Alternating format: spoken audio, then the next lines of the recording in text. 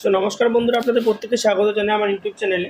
তো আজকে সকালবেলাতেই আমি আবার ভেবেছিলাম যে ভিডিও বানাবো, বাট ভিডিওটা বানাইনি। তো আজকে বহু প্রতীক্ষার পর আজকে দুপুর 11টার দিকে আইবিপিএসের কিন্তু রেজাল্ট বেরিয়েছে, যেটা আইবিপিএস ক্লার্ক, তার রেজাল্ট বেরিয়েছে। আমি দেখাচ্ছি।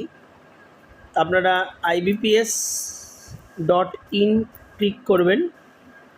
তা করলে আপনাদের যে সাইটটা খুলবে সেখানটাতে আপনারা চলে আসবেন directly customer service associates CSA, যেটা 15তে যাবেন। 15তে গেলেই result of online main examination যেই মারবেন প্রভিশনাল অ্যালটমেন্ট, এখানে আপনাদের এটা খুলে যাবে। এখানে আপনার রোল নাম্বার আর রেজিস্ট্রেশন নাম্বার, এই ডেট অফ বার্থ, এই দুটোকে আপনারা ইনপুট করলে এবং ক্যাপচার দিলেই তারপর লগ ইন করবেন। লগ ইন করলে কিন্তু আপনারা আপনাদের রেজাল্ট দেখতে পারবেন যে আপনি সিলেক্টেড হয়েছেন কি না। তো আমি এটাতে সিলেক্টেড হইনি, মানে আমি পরীক্ষা দিতে পারিনি, কারণ আমার মে মাসে আমার এজ 22শে মে, আর এই নোটিফিকেশান বেরিয়েছিল মোটামুটি জুনের পর, জুন বা জুলাই এর নোটিফিকেশান বেরিয়েছিল, যার জন্য আমি এলিজিবল হইনি। তো 15,000 ভ্যাকান্সি আমার জন্য মানে একদম মানে কি বলবো, কষ্টই লাগলো যে হয়নি। তো পশ্চিমবঙ্গে যদি কাট অফটা বলে দিই, আমি পশ্চিমবঙ্গের কাট অফটা আমি জানি। আমার 2-3 জন বন্ধু আছে, বা ভাই একটা ভাই পেয়েছে, ওর নাম সুমন।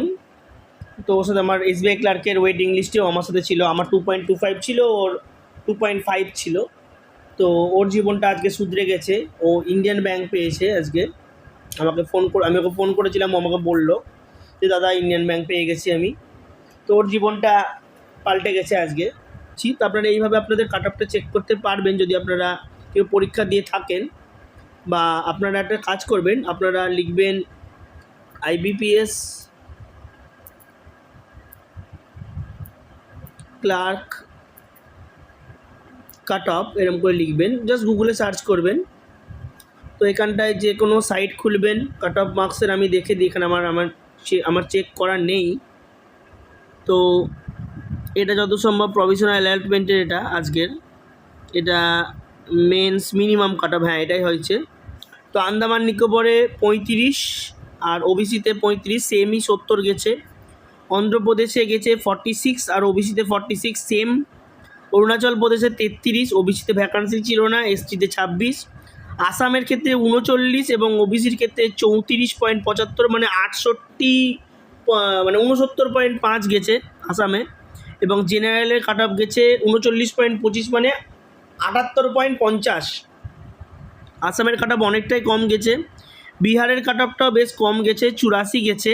ওবিসির জন্য 81, 82 গেছে, খুব একটা তফাৎ হয়নি। তো এরপর ছত্তিশগড়ে 41 পয়েন্ট, মানে 82। দিল্লিতে বেশি, দাদরা নাগার হাভেলিতে অনেক কম হয়েছে। গোয়াতে 60 কাট অফ হয়েছে। গোয়াতে আবার দেখুন, গোয়াতে আবার ইউআরের থেকে ওবিসির কাট অফ বেশি। দেখুন, এই দেখুন, ইউআরের থেকে ওবিসির কাট অফ বেশি। এটা একটা মানে স্ট্রেঞ্জ ব্যাপারটা। তো এরপর আমি নিচের দিকে যদি চলে আসি, তো আমার একটা বন্ধু ছিল, ওর খুব দুঃখ, পাস করলো না। ও নাগাল্যান্ড থেকে ফিল আপ করেছিল, নাগাল্যান্ডে 33.63। ওর অনেক দিন ধরে স্ট্রাগলটা চলছে। ওর আমার থেকে 2 বছর ছোটো যদি ছেলেটা। ও আপাতত অ্যাপ্রেন্টিস একটা ব্যাংকে করে, এরপর আবারও ফাঁকা হয়ে যাবে। অনেক চেষ্টা করছে, ও ব্যাঙ্কিংই এক্সাম দেয়, কোনো এক্সামই বাদ দেয় না। ওর WBSSCতে যে পরীক্ষাটা হলো গ্রুপ সি এর, ওটাতে ওর এক্সামটা ভালো হয়েছে। ও মোটামুটি 56 মতো পাবে। ও যেহেতু বিহারের, বাট ওকে তো জেনারেল বলেই ট্রিট করা হবে। তো 56 একটা গুড স্কোর আমার মনে হয়। 56, ও ভালো নাম্বারই পেয়েছে। এবং ওর এখানটাতে হয়নি, ও খুব দুঃখ পেয়েছে আজকে। এবং আমি যদি ওয়েস্ট বেঙ্গলে চলে আসি, দেখুন ওয়েস্ট বেঙ্গলে আমি তো ভুলই বললো, 88 পয়েন্ট, মানে 89.50, মানে 89.50 হয়েছে কাট অফ। আর ওটার হয়েছে 72.5 ওবিসির। আর ইডাব্লিউএসের তো 63.50, আমি তো 64 বলছিলাম, বা 63.50। আর বাকিদের এসসিদের জন্য হয়েছে আপনার 68.75। ইডাব্লিউএসের আরও কম হয়েছে। আর ওদের এসটিদের জন্য হয়েছে 58.75। এটা হচ্ছে কাট অফ ওয়েস্ট বেঙ্গলের। এটা আপনারা পেয়ে যাবেন, যে কোনো সাইট থেকে গিয়ে পেয়ে যাবেন। তো এটাই হলো কাট অফ। আমার সকালবেলাতে ভিডিও বানাতাম, আমার ভিডিও বানানো হয়নি। তো আমাকে মাফ করে দিবেন, তখন আমি একটু ব্যস্ত ছিলাম আজকে। তারপর আমি নিজের ভিডিওটা বানালাম আমাদের যে গ্রুপ সিডি এর ব্যাপারটা নিয়ে, স্টেপটা নিয়ে বানানো হলো। তারপর আমার হট করে মনে পড়লো যে আজকে ইনফরমেশনটা দেওয়া হয়নি। আমার চ্যানেলে যদিও আইবিপিএস এর অত নেই, তবুও যেহেতু আমার চ্যানেলটা ইনফরমেশান দেওয়ার চ্যানেল, সেই জন্য আমি ইনফরমেশনটা বলে দিলাম। তো আপনারা যারা যারা সিলেক্টেড হয়েছেন আমাকে কমেন্ট করতে পারেন চাইলে, যে আমি সিলেক্টেড হয়েছি কোন ব্যাংক, সেটা বলে দিতে পারেন। আর যারা সিলেক্টেড হননি তারা লিখতে পারেন যে কত নাম্বার।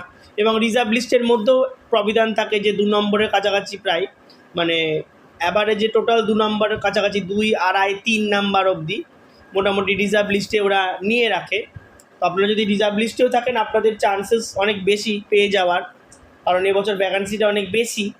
এরপর আবার যে জিনিসটা থাকবে, কারণ রিজার্ভ লিস্টটা সেই আবার পরের বছর এপ্রিল অবধি, এপ্রিল না, পরের বছর আবার আইবিপিএস যেহেতু আগেই হবে, মানে পরের বছর আবার মোটামুটি মার্চ, ব্যাপারটা যে রেজাল্টটা আবার 1 মার্চ অবধি ভ্যালিড থাকবে।